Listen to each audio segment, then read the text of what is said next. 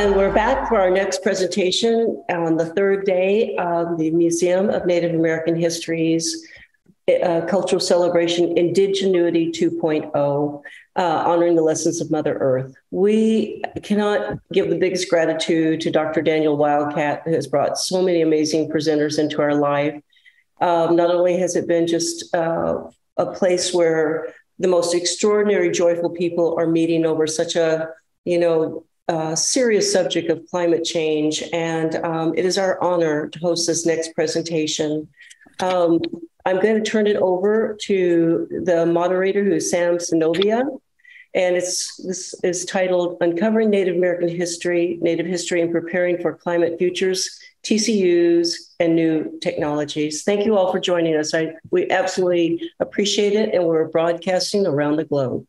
Hello, everyone. Teya Yuhapi. How, Jim Sinovia Machiab. Welcome. Hello, my name is Jim Sinovia. I'd like to thank you for being here. Just kind of a little overview of this section is that these presentations, next couple presentations, represent, getting tribal students in Indian country into Earth data science. And I think each school has its own way of going about it, but nevertheless, it's happening. And I think it's a great thing. And I just a quick blurb about myself. I was faculty at Oglala College for 11 years and was an RA for 11 years before that. And I just left after over 20 years there for CU Boulder and to work for AIHEC, 50-50. I'm their tribal resilience data scientist, and I'm going to be working with all tribal colleges now. And so this was my last project I did that the students are going to present on. And I was one of two faculty members. Jason Tennant was the other. But this was a project with the Earth Data Science Core at CU Boulder in the Earth Lab. But I'd like to give you a quick intro on their project because of its sensitivity. It's unique in cultural sensitivity. I'm pretty sure it's the first of its kind. That some of this may be hard to hear. It has to deal with churches and some of the, trying to find our children. So the students asked me if they could look for our lost children at the beginning of the summer for our summer project. We talked and thought about it for a while and decided to start a little simpler by first finding the many churches, day schools, and cemeteries. And we'll start there. And these would all be placed on the Pine Ridge Indian Reservation in Southwest South Dakota. So even looking for these places forgotten, burned down, lost in time, or collapsed due to old age, the students used LIDAR, which they'll talk about, aerial photography, and other Earth data science to find and learn more about churches, and much more was found. Several sites will not be shown due to the cultural sensitivity of what was found at those sites. We will be calling this phase 1 of the project for the overall endeavor, and we hope to continue this in many different ways. I'll let the students take over now. Thank you. Thank you for our introduction, Jim, and thank you for having us here today. We called it the Pine Ridge Church Disco. It was kind of I just named this CSV file that shortening discovery, but it definitely makes it more fun.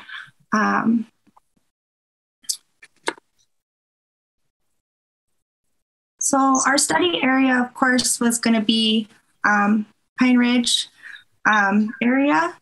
I'm Celeste Gimimi-Lateri. Wambli Hokpi Imataha.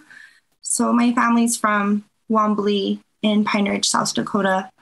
And we really wanted to focus on our people's lands. And also, I'm a junior/senior studying applied Indigenous law and science. And I'm an aspiring international lawyer, hoping to bridge Indigenous communities with access and development of tech respective to our geographic locations and our languages. this was the introductory slide. That's kind of where I was referencing the Pine Ridge Church Disco. It's just the name of our file, but this is reclaiming our history utilizing data science. This project was done with Lachelle Bagola, Brian Brokenleg, Kyle Ekafy, myself, Madison Phelps, Justina White Eyes, Trey Phelps, and Alicia Wakiazi. And of course, our advisors, Jim Sinovia and Jason Tennant. And I have already introduced myself a little bit. This is the location where really our people are from. And I'll let Alicia kind of introduce herself also. Ha, midakiapi. Ogala lakota wia hemacha na wakaki makoche ki hesapa hemataha na wakia zi wichoti ki haka. Elisha Yellow Thunder Emachapi. Hi, relatives, my name is Alicia Yellow Thunder. I'm an Oglala Lakota woman, and I come from a sacred land called the Black Hills, where Yellow Thunder Camp used to be. Lila Wopila, for your understanding and patience with me today. For some reason, my Zoom camera did not want to work for this Zoom meeting, and I promise that I showed up very presentable with my dentilium earrings and my makeup done and my medallion on and my t-shirt, my Decolonize the World t-shirt, and I didn't want to spend any more of our time with our technical troubleshooting. I am pursuing my master's. First of all, I'm a very proud graduate of Oglala Lakota College. I received my bachelor's right as the pandemic started. And my first experience with this type of coding world was with Jim. I really, really want to give space and really give acknowledgement for Jim Sinovia and the mentor that he has been in my life and in my world, because Jim is the one who said, learn GIS. It will set you apart. And then I learned GIS and it did. And then he said, learn how to speak Python. It will set you apart. It will help you. And it did. And I am very humbled to be here today. And Lila Wopila for having me on Betu Washte Yuhapi. I hope you all have a good day. Okay. So in this slide, you can see our location map showing where we are in the world. The red points are the OLC College Center locations in South Dakota. And these are the reservations throughout South Dakota. We, of course, are going to focus on the Pine Ridge Indian Reservation. And so historical background-wise, you can see this picture of St. Agnes Catholic Church in Manderson, the Black Elks Church. The proximity of the churches to communities and how this proximity affected our communities was a big question that we had. And so a map of these historical sites haven't really existed. And so pinpointing church locations that may no longer be standing was a big goal, and part of revealing historical events that may have been lost over time, the impact of the sites on the surrounding communities based on that proximity, and then providing space for Lakota people to discuss and share our cultural experiences and identities. So reclaiming our history, telling it ourselves, since historically religion was forced and imposed on Indigenous peoples globally, and of course embraced in different ways, which is interesting. So further down the road, we're hoping that this will help us better understand the impact of these sites in our communities. So as Indigenous scientists and lawyers and everything, the first question we always ask when thinking about data is what will be done with it? There was a push for the implementation of cultural protocols when acquiring and creating data sets. And we questioned, were any of these followed and how do we follow them? What is the standard for the type of data for this type of data acquisition? And how do we work with it and handle it? And lastly, how do we collect and then disseminate these data sets in a culturally centered way? The objectives of our project were simple and elegant. We wanted to utilize Python programming language to create a database of old churches on Waziahaha, Pine Ridge. We felt it was a story that needed space to be shared. Then after the database was generated, we would visualize it with ArcGIS mapping techniques and geospatial analysis. The Python language in this realm is really important for reproducibility. We always want these results to be easily replicated by other Oyonke, other reservations communities. We didn't realize we were initiating tribal data sovereignty until the research showed that none of these point locations, lat longs, existed anywhere else. It was a gap in archival history of the Lakota on Waziahaha. So this 1914 map was obtained from the OLC archives, from Oglala Lakota College archives. And from that map, students generated an Excel workbook that displays the start of a new Indigenous data sovereignty, data science era. The title suggests Pine Ridge Church Disco, reclaiming our history, utilizing data science. Creating our own data set allows us to assert tribal Indigenous data sovereignty and helps guide us through working with huge data sets, visualizing them, and then disseminating them.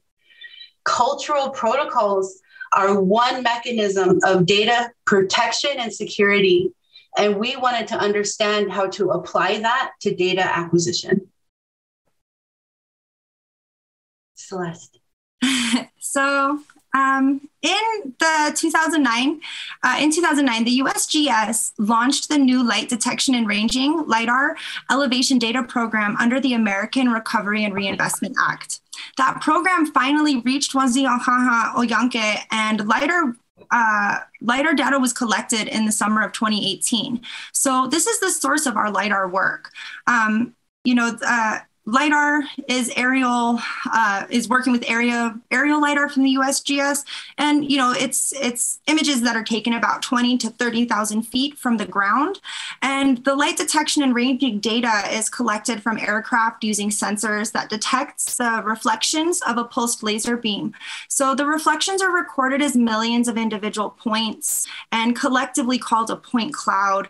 And that represents the 3D positions of objects on the surface, including buildings, vegetation, and the ground. So what we really needed to do was, really emphasizing the importance of the reproducibility and taking the code to other Oyonka, other reservation communities so that they can utilize it. So we had our original data created and converted into Python, and we started doing that through Google Sheets by making a CSV file. We were able to link that CSV file and then reproject the GDF as UTM, which are some harsh GIS terms that I think it's a geodatabase file is what a GDF is. Please correct me if I'm wrong. And then we were moving it into the UTM, which is more universally mappable points. And so that was really important for that portion. Now, the data efficiency using Python. So at first we were using 2 different raster files to create a colored hillshade with the DEM, the digital elevation model, and having that transparent over the hillshade. But we ran into a lot of RAM issues with the Google Colab due to the file size. So we were seeing it crashing a lot.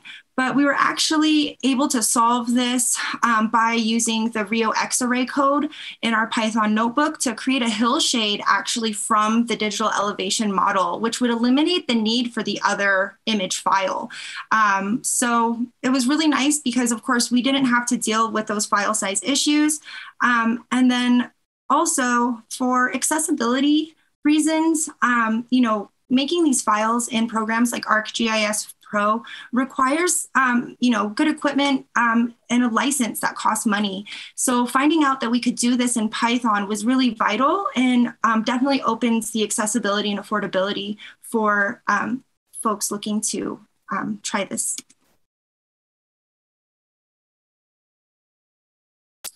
And okay, so as we stated in our objectives, we needed to migrate into Python so that we could create reproducibility. The best part of utilizing programming and automation is that now we can take these codes to other tribes, Oyonke, and they can use them to tell their stories too. We have already had requests to do this project in Standing Rock. Standing Rock has a really close relationship with the Episcopal Church, and a lot of families share really good stories there.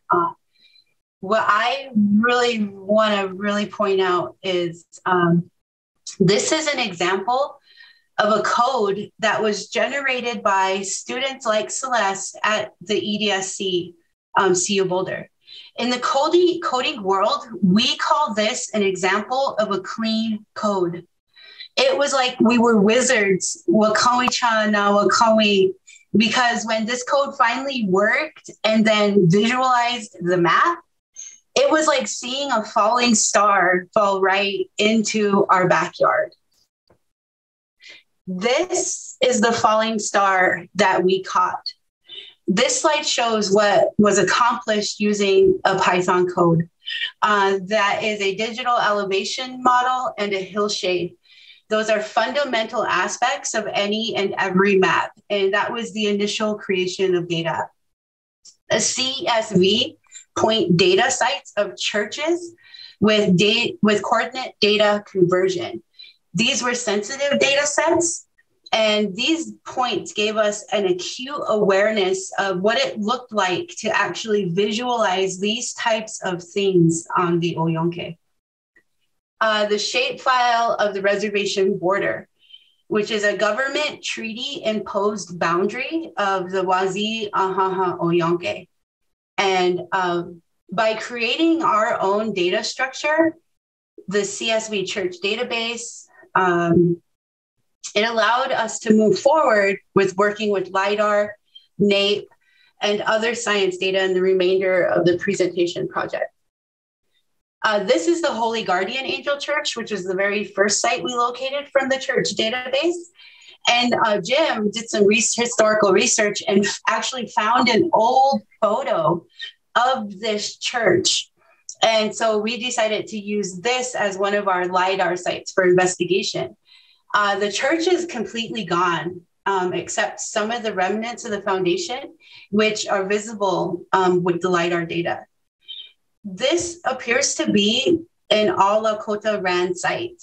This is one of the churches that had a story with it. One of the students had a story that her mother-in-law remembered attending this church. And so why is this important? Why is this interesting? It stepped away from the trauma paradigm of what we were growing up with and put us into a healing one.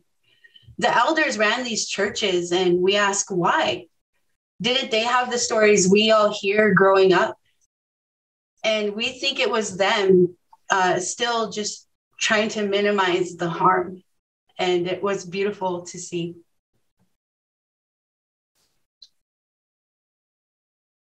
Oh, yeah, thank you. It really was. And it's really interesting as we were able to continue to see other sites.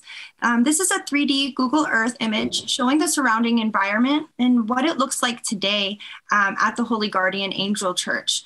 And this probably is not much different look of the landscape 100 years ago either. To dive deeper into that, we wanted that 3D view of the Holy Guardian Angel Church with slope. And so this is LIDAR data being displayed as a slope graduated color image. The 3D view was another way to show the perspective of using LIDAR to show partial structure remnants. And, you know, the area with a question mark could possibly be an open fire pit for cooking, as there was no such oven inside of the structure, which is really interesting. And now the Holy Cross Episcopal Church. This is a slide kind of showing the church through time. We believe the far right image possibly came from the 1930s. The center image is likely taken in the 90s. And then our most recent photo, which was in July of this year. So this is another site we decided to show pictures, the NAPE imagery, those aerial photos, the LiDAR, and more 3D views of the church site. From the church CSV database, we identified the Holy Cross Episcopal Church as a site to display, as Celeste said, in Wazee in Pine Ridge, South Dakota. Historical context of time and place has always been relevant to the Lakota. We have always used geographical context to relate our stories and histories. As things were slowly taken, erased, and then put into a quote unquote colonized paradigm, it is important to recognize the moments the elders tried to step away from that perception and create a positive world. This particular church, the Holy Cross Episcopal Church, was where our Itancha Washichu Tashunka was buried, American horse. His relatives moved him to his Tiwahe burial place in the 1990s. This slide is showing some basic cleanup of that data and presenting it as a detailed image. Buildings were classified using ArcPro image classification methods and are shown as red dots. They were then overlaid on top of a tin image. This is an example of working with raw LiDAR point cloud data displayed as the raw tin. And then the image on the right side is the data cleaned up and displaying it as a bare earth tin.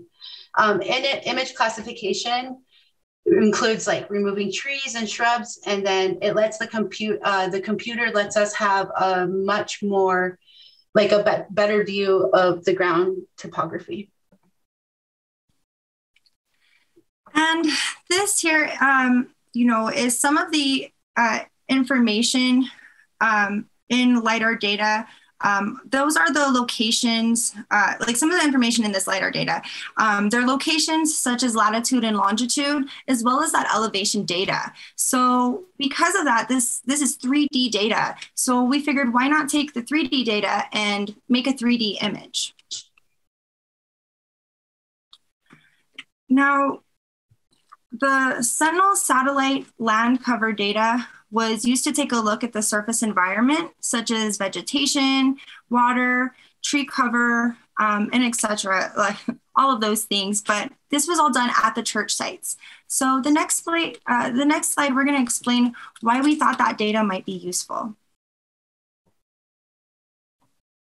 And so a 1 mile buffer was put around each site. And that 1 mile buffer was then intersected with the Sentinel-2 10-meter land use / land cover satellite data. And the end results of the land use land cover percentage types within the 1 mile radius at each site were kind of, the end results are that the percent types are 1 mile radius at each site. But this was giving us an idea of living environments and understanding what their local living environments might have been back then. So the end results show that the percentages of land use and or land cover is pretty sweet. But we believe that this might have been a common practice by the churches to put most churches and day schools on rangelands to teach or force the people to become ranchers and farmers. So in our historical research of the church locations, we found that most of the churches correlated with the day schools, and we were able to find that they were all very close or right next to each other. So there was a moment in time for the Wajia Oyanke that we believe sending our the children, sorry guys, off to boarding school, and that was actually making it harder to assimilate. So they established day schools so the children could stay home and be close with their Tiwahe. And so lastly, it was so funny because the science ended up becoming an afterthought. Like, oh, hey, now we have all this really cool code. And we have these really cool long locations, and we know, let's run some actual like scientific analysis and see what that looks like. And one thing that was really amazing was we ran some Google Earth Engine and some land surface temp, land cover, and elevation modeling, historical modeling for 2 sites, for Kyle Ekafe's house and Blackout's church, which is the church that's located in Manderson. And that's another whole historical story, another whole presentation for Celeste and myself to come back and give, because that church in it was built for Blackout, and he became ordained. And then we really started going, they really were trying to protect us and minimize the harm. And then the other one is St. Andrew's Episcopal Church, and which is located in Wakbami, South Dakota, which is where I grew up. And I'm older generation, and I'm in the anti-Thui generation. And to see a data set like this of somewhere where I grew up blew my mind, and it was amazing. And then the excitement of that was, now we can take this code to whoever wants to use it. And all they have to do is put in their lat and long, and we can produce a graph like this for them that will give them land surface temp, land cover, and elevation. And the reason why these what seem so simplistic of data sets, the reason why they're so important is because we are now looking at mitigation for drought, climate change. And these are all predecessors for all of that, for climatic modeling, for all the modeling that we would ever do, land surface, land cover. These types of data sets are the predecessors for that. And so that being said, it was funny that the science kind of became, now we can do this really cool stuff, because first we wanted to tell each other stories, share that, heal, and then we created space to do science. And that was really powerful. Next slide, Celeste.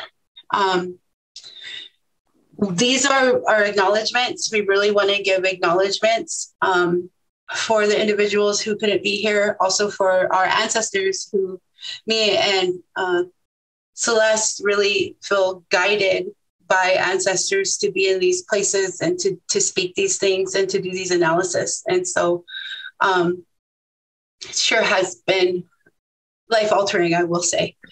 And so with that, next slide would be Leela Wopila Tonka for your time.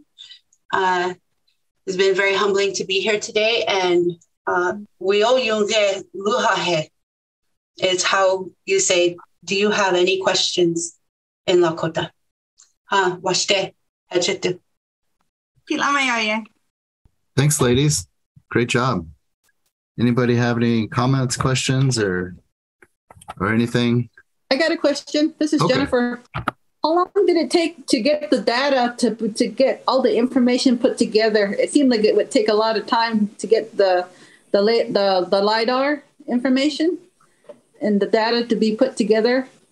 So we did spend, I would say, probably from about June to the beginning of August working on this. I think probably some of the most time-consuming portions of the data collection was going to be looking at that old 1914 map and then finding those locations and then kind of converting this into latitude, longitude locations. And, you know, the map was drawn on a lot of times. There's like highlighter and stuff. So it did take some time to really make those distinctions. And then also Jim was able to do a lot of the ARC Pro GIS portion. I'm sure that was time consuming. So I'll let you take that part away and explain that a little further. Well, for me, it's fast. I've been teaching GIS for 20 years, but I think in like a typical class, when it's a lab, it's going to take them many weeks to learn it. But the idea also of this project and the future steps with CU Boulder and with AIHEC is to make this seamless for other TCUs and other tribal governments, agencies, so they don't have to learn how to program, or you don't have to learn how to get LiDAR. You can just go straight to, I want stuff from this area, put a box around it, make magic happen. And, help us with our reports and our land, our housing information. We need science data for that, or climate. And so the idea of this project is a beginning step to make this seamless for anybody to be able to just go and just use. Thank you. Thank you. Jim, there was a question in the chat that says, how much does LiDAR cost? And it's open source, but it's Eros, right? Or did I have that wrong? Yeah, Eros. No, it's USGS data. At least the LiDAR we used. You can hire. It's very expensive. And it's publicly available for now. But if a tribe wants, they can lock it. But most tribes don't know that. And we didn't even know that. I didn't know it till a couple of weeks ago. I thought, wow, you can lock the data, because we found things, some neat things that we're not publicly talking about, and learning about some other histories, because there's side things. We wanted to look for this, but LiDAR can find things because it can see through veg. It can see things on the ground. And so we feel that's important enough to want to work with the USGS to lock this data up, come up with protocols for universities to work with tribes, in a more meaningful way, and say, all right, if you find this is how you handle it.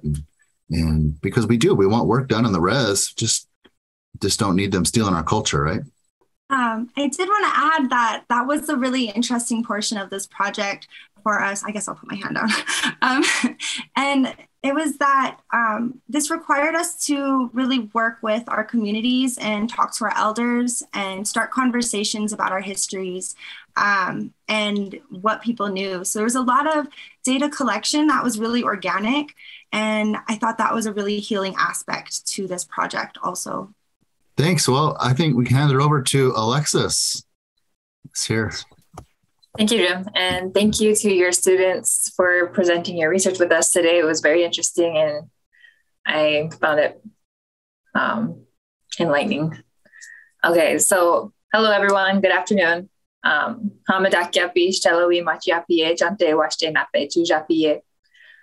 name is Alexis Archambault. My Lakota name is Thinks a Lot of Her. I am a current PhD candidate at the University of North Dakota studying geological engineering. I served as a research mentor during the AIHEC TCU Climate Resilience Student Research Program over the last 2 summers. So what that is it's a 12-week summer REU program that provides an opportunity for TCU undergraduate students to participate in identifying and addressing climate change and energy issues in their respective tribal communities. So over the last summer, we had about 17 student researchers who participated in the program. And today you will be hearing from 3 of those students, and they volunteered to share their research with us today. So all 3 of the student researchers presenting today are representing the Tohono O'odham Community College located out of Arizona. So let me share my screen. Okay, like I said, the 3 students presenting today are representing the AIHEC TCU Climate Resilience Student Research Program. We have 3 presenters. They will be presenting on greasewood, creating adaptation and sustainability through the oral tradition, and climate change on the San Carlos Apache Reservation. So first, we'll hear from Jennifer Grisenti. And she is presenting her summer research program on greasewood. Jennifer is half Apache and half Hopi from the San Carlos Apache tribe, who is currently living in Parker, Colorado. She has served 8 years in the United Marine Corps and 1 in the Army National Guard, in which she has received several medals. Jennifer is a recent graduate of Tohono O'odham Community College and will continue her education at TOCC to pursue a bachelor's degree. Please welcome Jennifer. Hi, everyone. My name is Jennifer, and I did my study on the greasewood plant. In my introduction, I wanted to explore the possibilities if there was contamination from the asbestos and copper mines, and if it was affecting the soil, the plants, the people, and the community on the San Carlos Reservation. My hypothesis was to find if greasewood had stress due to chemicals from the asbestos and copper mines. Plus, I wanted to know if the greasewood had any contaminants. My study area on the St. Carlos Apache Reservation, I studied 4 areas: Peridot Mines, Bucket Mountain, the reservation line, and Oak Flats. I want to note that Oak Flats didn't have the greasewood, but it did have another harvest plant called Dinos, and it was located near a mine, and I thought that would, be important too. The Apache name for greasewood is chilchek, or sticky bush. The Latin name is Laria tridentata. The English name is creosote bush. It is adaptable in the desert and grows in elevations of 5,000 feet or lower. It is found in most of Arizona's counties and located in the Mojave Desert in California, Nevada, southern Utah, Chihuahuan Desert of New Mexico, West Texas, and Mexico.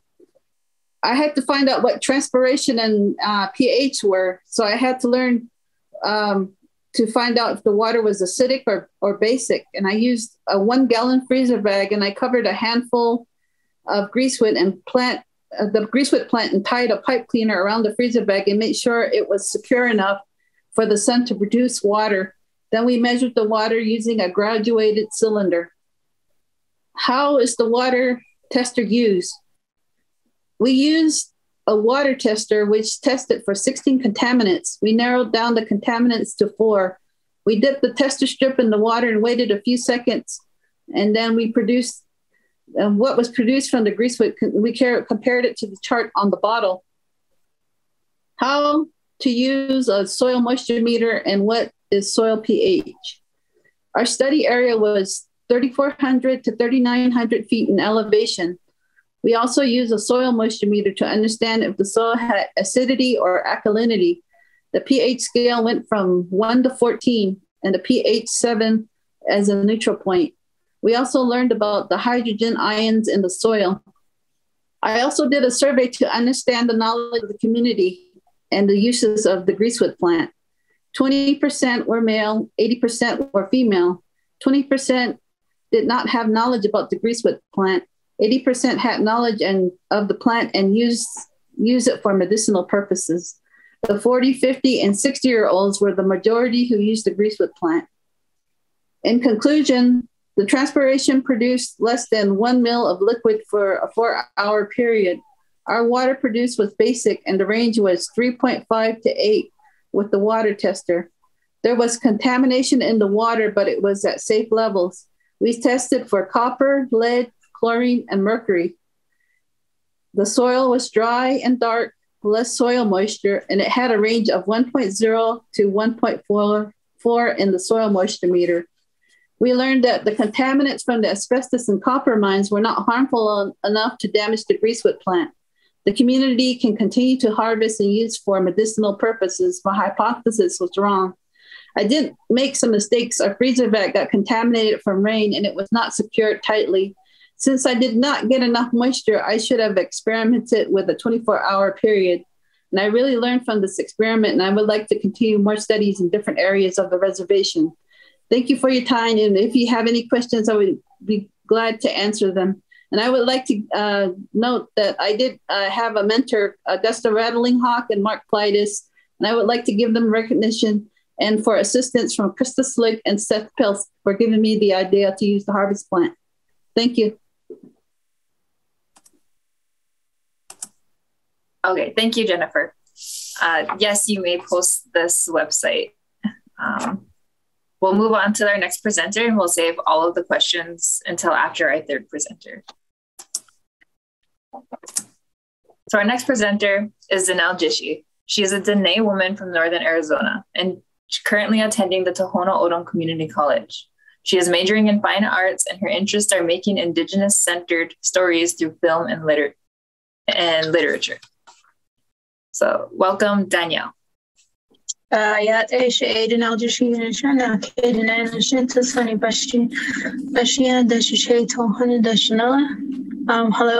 is Danelle Jishi, and I was a part of the AIHEC Climate Change Resiliency Program. And through my project, I learned how people in my community are adapting to climate change and creating sustainable solutions. So for my summer research project, I really wanted to observe the effects of climate change issues such as drought and water access on Indigenous culture, especially throughout the Navajo Nation. And I wanted to do that through oral tradition by talking to people in my communities. The Navajo Nation is quite large, so it expands several hundred miles. And so it wasn't an easy task, but I wanted to bridge the gap between science and oral tradition by comparing the interview data to the drought data on the Navajo Nation, and also and what I had come to learn through all of that was through the exchange of knowledge is that a lot of farmers are already being affected by climate change and how they have adapted throughout the years. So for the focal point of this presentation, I'm going to talk about how I really use qualitative data rather than rely heavily on scientific data. And the data came from 21 different local farmers, small scale gardeners, and large scale farms on the Navajo Nation. And what I really wanted to focus on was creating a rapport based on traditions of my people rather than just going in there and asking for an interview. So I created relationships throughout the summer. And at halfway through my project, I learned that there's more to it, and that I really started wanting to understand the techniques used by local community members and see if I can apply it somewhere in the future. So throughout my talks with the farmers and gardeners, a lot of them were already aware of climate change and also resiliency efforts, which at the beginning of my project, I wasn't sure if I would have to educate, but it actually ended up being a place where I was given a lot of knowledge, and they shared their knowledge as well. And for the sustainability efforts, a lot of them already have in place. They use less water because of the drought in the Southwest, as well as living in rural areas. We don't have readily access to water because most of the Navajo Nation don't have pipe water. So they had to convert to using, less water that they haul from another location, as well as using solar electricity.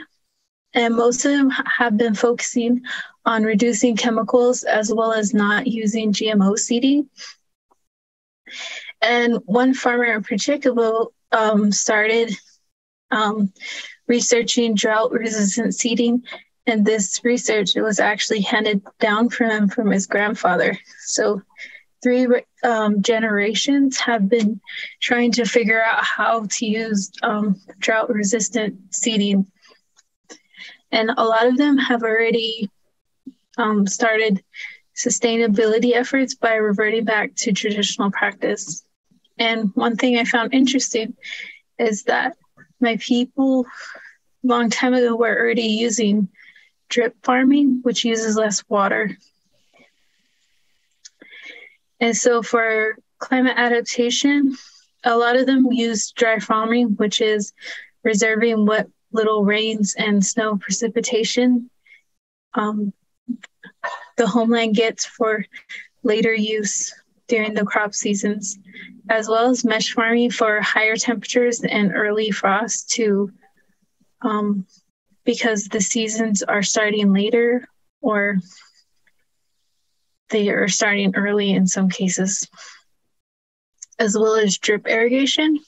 And so what I would like to do if I was given the opportunity was I wanted to create sort of a sense of food sovereignty on the Navajo Nation because a lot of times it's a food desert. The nearest grocery store to me is probably about an hour away. So fruits and vegetables and things like that are not readily available. And also I want to see bringing back traditional farming because throughout the years, I noticed a lot of farmers, especially in my local area, have stopped farming due to the drought.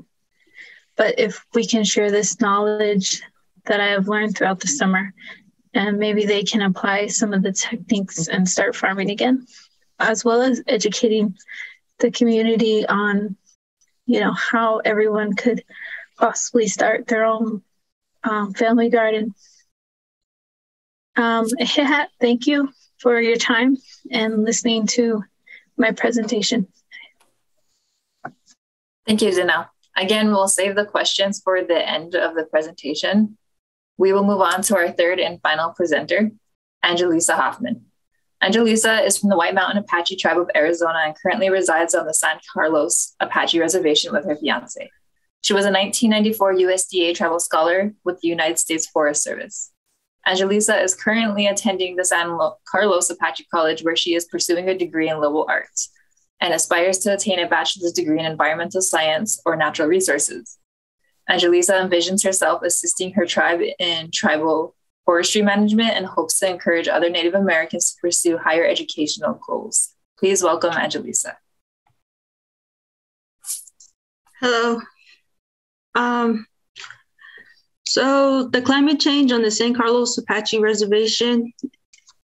So my introduction will be, this presentation will be going over the cause and effects of climate change and how it affects our environment on the San Carlos Reservation, including extreme drought, water scarcity, livestock, and how it contributes to wildfires on the environment and the San Carlos Apache Reservation. So what is climate change? Climate change is a change attributed directly or indirectly to human activity that alters the composition of the global atmosphere and which is in addition to natural climate variability observed over comparable time periods. So this right here, the picture is a drought monitor from the year 2021. This is the extreme drought and exceptional drought for the chart. This is the second highest level of drought, which is a major crop and pasture losses and widespread water shortages or restrictions on the San Carlos Reservation. So drought severity on the San Carlos Reservation. The drought continues to worsen for most of the United States and the Southwest. Drought can increase fire effects because it reduces soil moisture in the environment and plant species. Current conditions on the San Carlos Reservation are quite severe. So this is the drought monitor for the year of 2022. This was this year.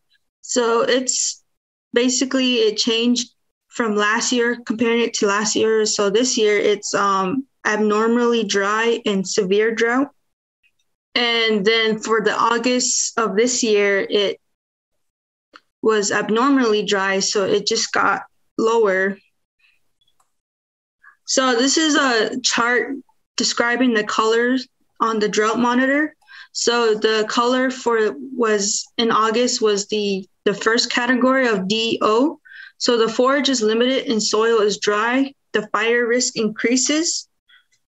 And yeah, and then comparing it from the first one was the 2 red, which is the highest risks. And I just wanted to put this in here, the San Carlos water tanks on the reservation of San Carlos. So I was gonna talk about this in the next slide. So usually most of these watersheds are basically area of channels of rainfall, snow melt into streams or river or body of water. So this is where most of the water comes from. On the San Carlos Apache tribe, the population as of now is 16,950. So there's an EPA standard of running water. During the summer months, it's kind of hard for water to be maintained, and reasons can be for fire season and pumps running longer during the summer heat or during the summer heat waves. And also the water demand is at high during the summer because of how dry the environment gets, which increases the fire severity levels.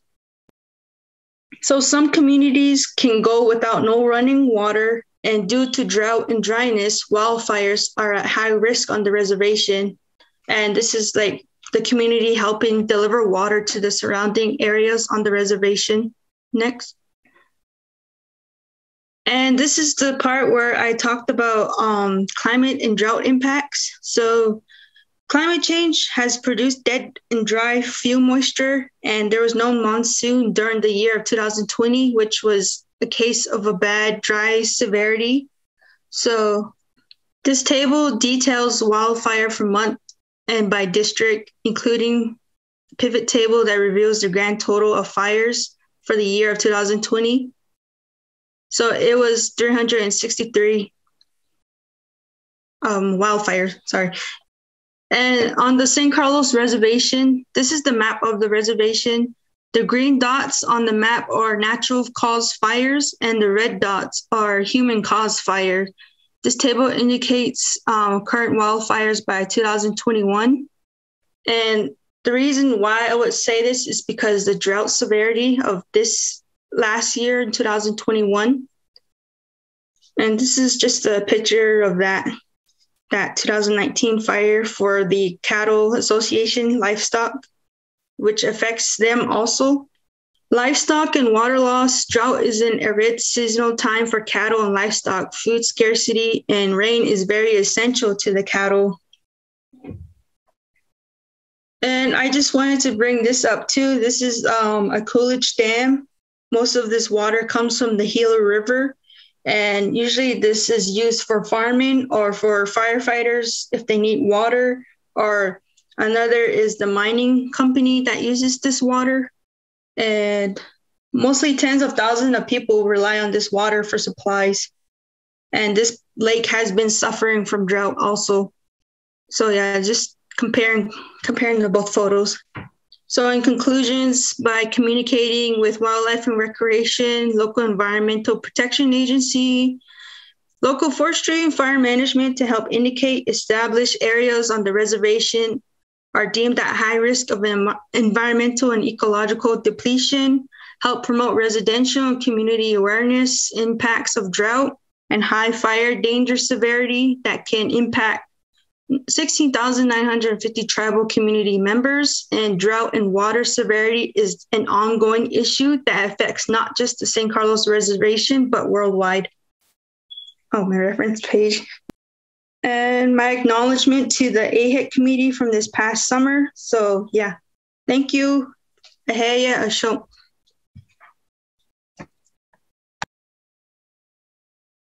Thank you, Angelisa. I'd like to thank Angelisa, Jennifer, and Danelle for sharing your research with us today. I would also like to acknowledge AIHEC STEM for providing the opportunity for TCU students to conduct climate change research projects in their tribal communities. And to the Museum of Native American History for this space so that these students could share their research and the great work they're doing across Indian country, Popula. So at this time, if you had any questions for any of the student researchers, you can go ahead and ask them at this time. I have one for Jennifer. How tall and big around is one of those shrubs? They're about they come up on the ground. Like I said, they're in 5,000 feet or below. The tallest I've seen is probably like 4 feet, and they come around by 3 feet. Okay.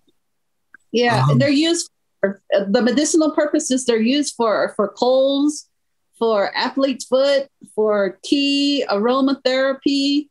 I heard people say that they use it for COVID when they caught it, and it did help them. Are they in bunches, like patches? Yeah. Are they spread out? Yeah, everywhere. Just like I said, they're in Texas, New Mexico, New Mexico, Utah, California, and they're pretty much in all the desert counties of Arizona, so it's easy to find. Awesome. Thank you. I'd like to add one thing to piggyback what you're asking, Jim. I was her research mentor.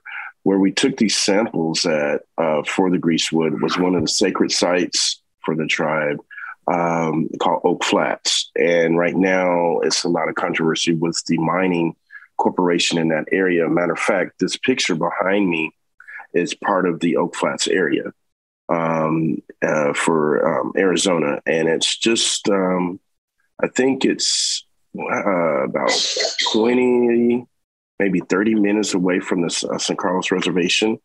But from my house, it's like an easy 15 minutes to this location. And then the terrain is really rocky and kind of mountainous. So these bushes are not, they are together in different areas, but where we took these samples are at, there's a lot of different type of vegetation. You had the oak wood, you had the oak type of trees, you had the a couple other bushes and stuff, but it's really hard to find when we're dealing with the greasewood, but they're all over the place. And I just wanted to add that, but I wanted to say thank you for my students for presenting today. I'm really proud of you guys presenting, as well as our fellow colleague from Dene country.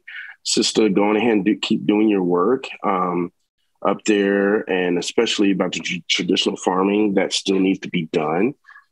There's a lot of students in your area that wants to work on this, and you're a leader. So I just wanted to congratulate you on this and the work that you have done, all three of you guys who presented today. And I just wanted to give accolades to that as well. Yeah, I'm going to be reaching out to, I'm an AIHEC rep.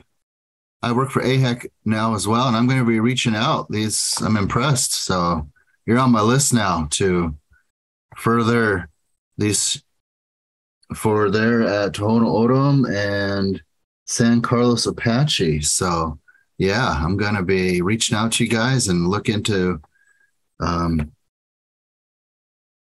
communicating more on science, I guess. Cool science. Okay. Well, just to piggyback with you also, Jim, if you want, you can come to my class. I teach the environmental biology class at San Carlos. So when you shoot me your email in the chat and I'll. Yeah. Yeah, I'll shoot it in the chat. I'm just looking at the chat message about LIDAR and different stuff too. I introduced that to my students as well in my class. Great job, Jennifer, Danielle, and... You can call me Angel. Angel. Okay. You're welcome. All right, Jim. Thank you for having us here. Oh, sorry. Go ahead. Oh, I said thank you guys for having us here today. Do any of you in Arizona work with Arizona State? We have a few partnerships with Arizona State University through San Carlos Apache College.